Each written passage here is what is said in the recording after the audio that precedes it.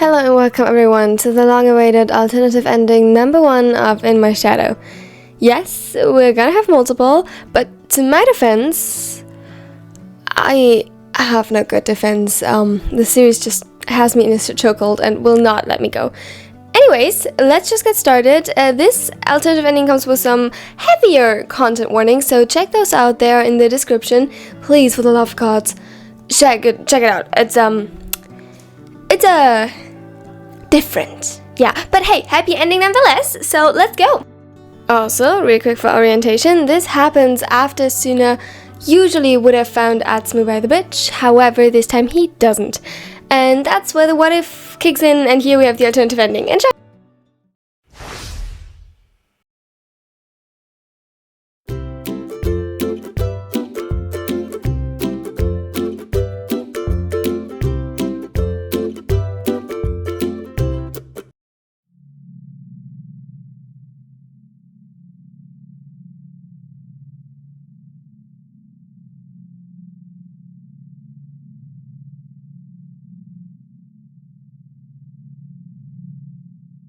Cold.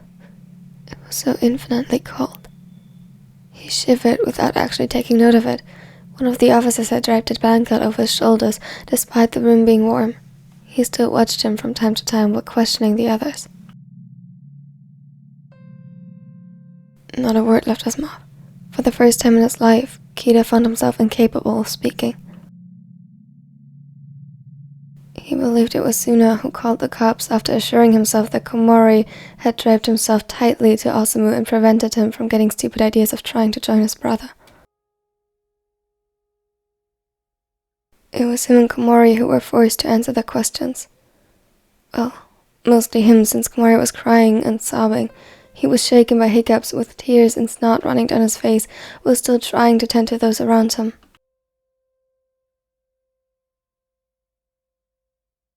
Mostly his focus was on his cousin. Logically it was, and Kida was glad. He should pull himself together and tend to his partner himself, but he couldn't move. Sakusa had screamed his lungs out at the bridge, refusing to accept the reality of the situation. Now, he was silent. Eren held him, but he too was shaken by tears. He held the raven so tightly as though his life depended on it.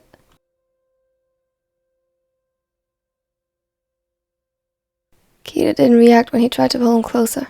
He didn't react to anything around him. When someone pulled him, he complied.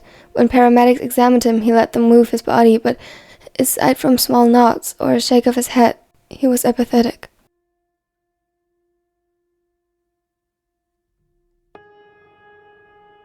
He didn't see what was happening in front of him.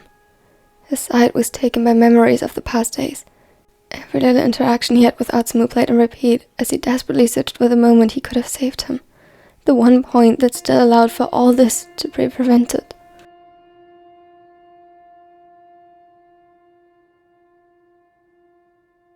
He needed to know when it had gotten this bad.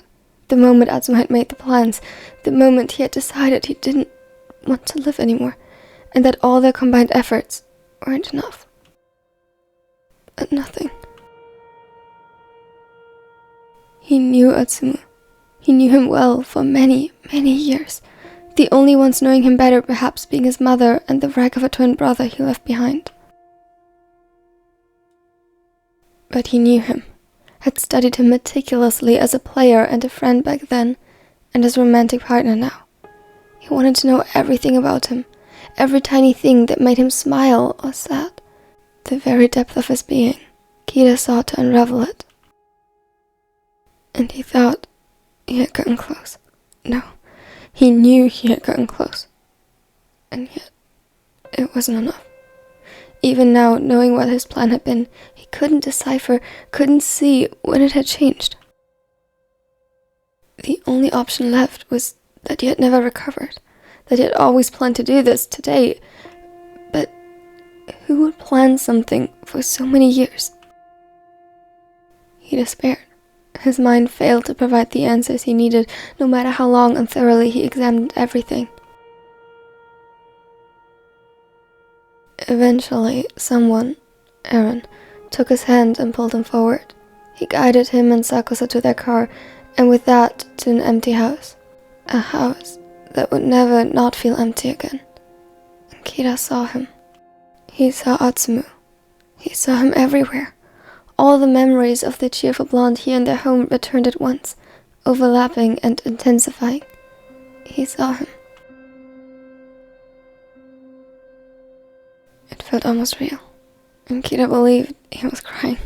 He came to the realization that there would never be any new memories to add to his collection. These would fade and turn grey.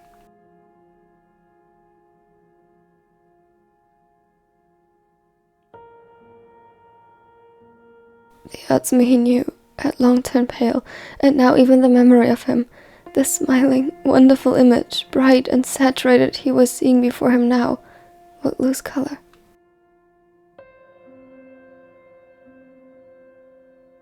Soon, there would be nothing left.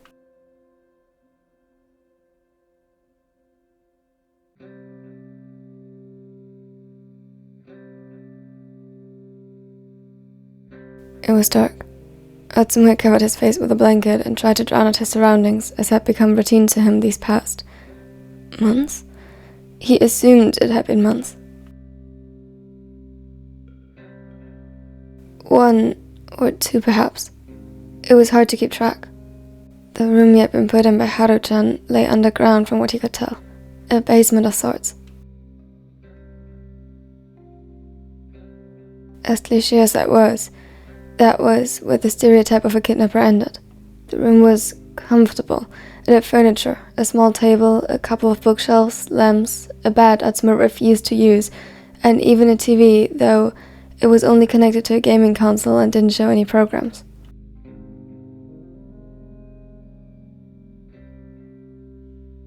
One of the lamps gave out an annoying hum, but it was the brightest, and Atsumu was terrified of the dark.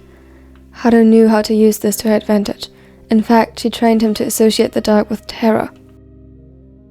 If before it had simply been a side product of her stalking him for so long that every shadow looked threatening to him, now it was a well-conditioned phobia.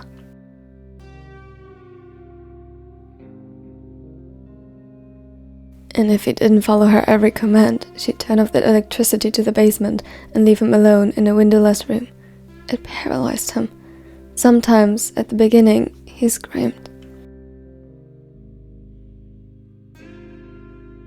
The first few times, she had opened the door, her cutter in hand, illuminated by the rim light behind her, and uttered a single command in her sickly sweet voice. Back.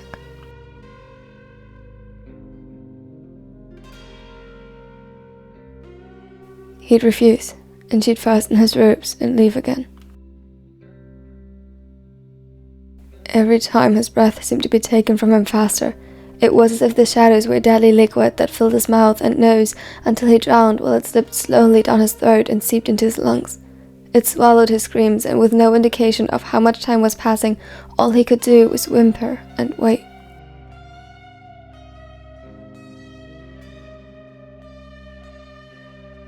On bad days, when he really angered her, she went a step further, and while biting his hands behind his back, placed noise-cancelling headphones on his head, no matter how much he threshed and fought.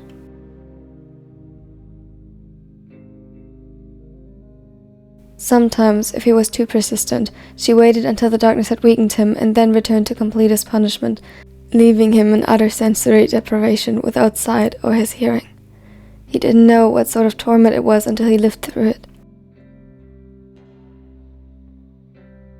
And he begged and begged, and Haru knew exactly how long she needed to make him wait, to weaken him enough to have him crying and whimpering in her lap once she freed him from his torture. He would shiver violently and sweat profusely due to the panic. Sometimes the strain caused him to develop a fever shortly after, and she'd fuss over him, caring and soft, always appearing to be overly worried, yet it never stopped her from repeating it again and again.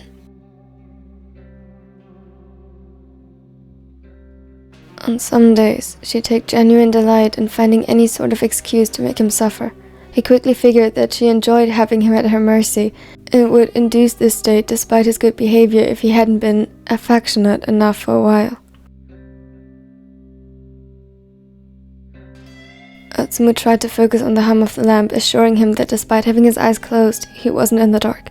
He needed to find rest. Sleeping under these circumstances was close to impossible, but he knew if he wanted to hold out, he needed to.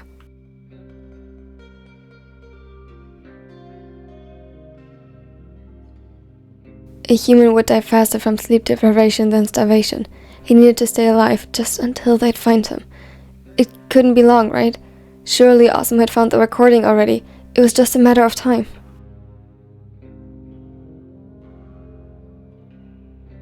His stomach turned as he heard the telltale footsteps descending down the stairs.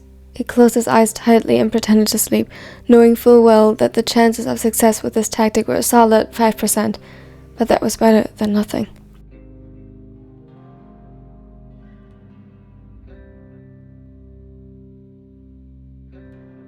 The door clicked open.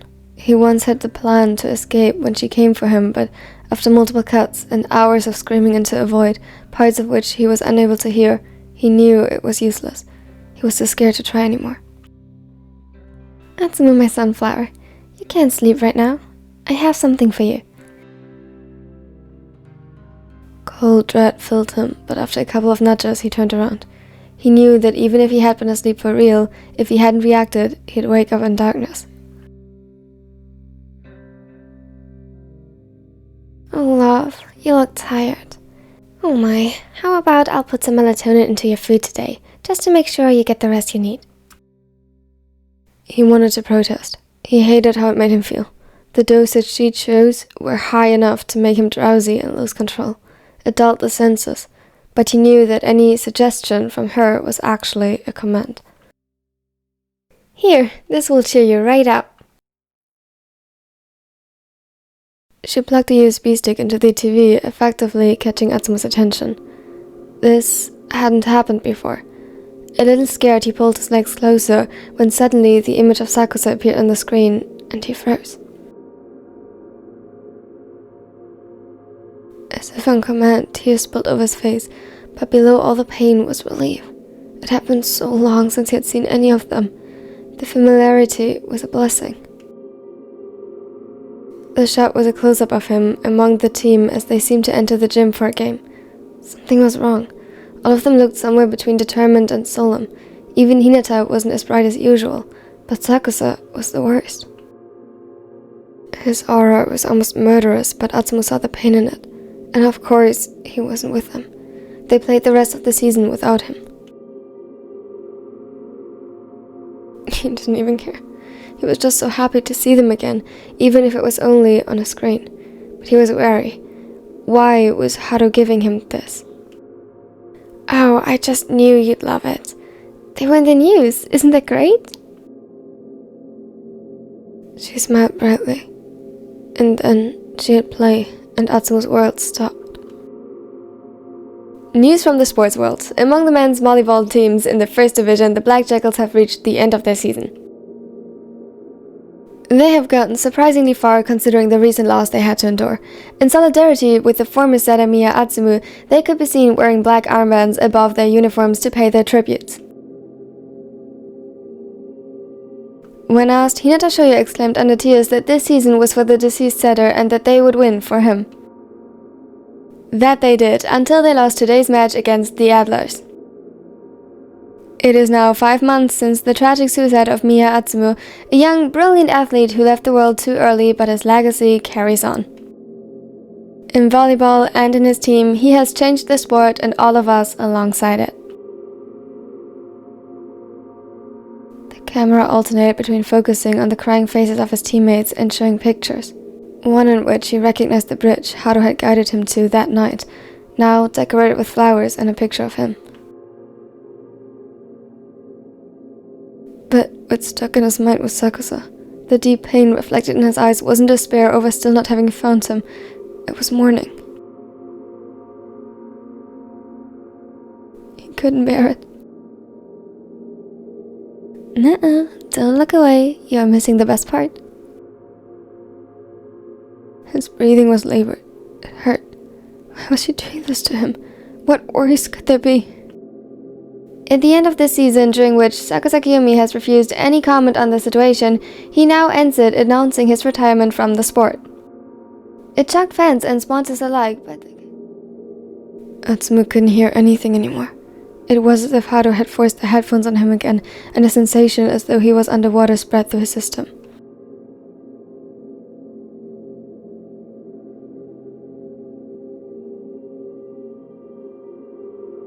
With a click, the recording ended and Haru sighed, visibly satisfied with his reaction. Isn't it wonderful, Atsumu-chan? Now we can be together forever and ever. No one is missing you now. She was wrong. They were all missing him, and it was killing them. It was killing him too. Slowly she closed the distance between them and forced his chin up.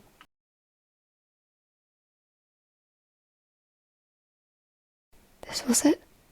They all believed he was dead. They hadn't found the recording, or maybe it didn't even work to begin with. No one was coming for him. He was alone, with Haru, for as long as he amused her. 5 months. 5 months. He couldn't breathe. If it had been truly that long, there was no chance. He'd die here. By his own hand or hers, he would... And? Did you like my little present? He could only whimper, invoking a grotesque smile to stretch her lips before she leaned down and sealed them with his.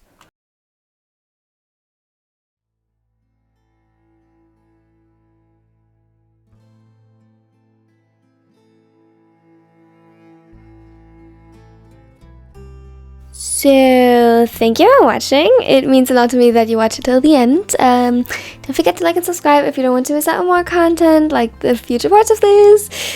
I feel like I should apologize for this one, but it was, okay, it sounds bad when I say it was so much fun to write. I hope you liked it. Tell me your favorite moment / favorite quote under the pinned comment, and please don't be too mad at me. Special thanks goes out to my Negos. You are the best. Thank you so much for Christian for joining. Oh my god, I can talk. Here are the social media. Yeah.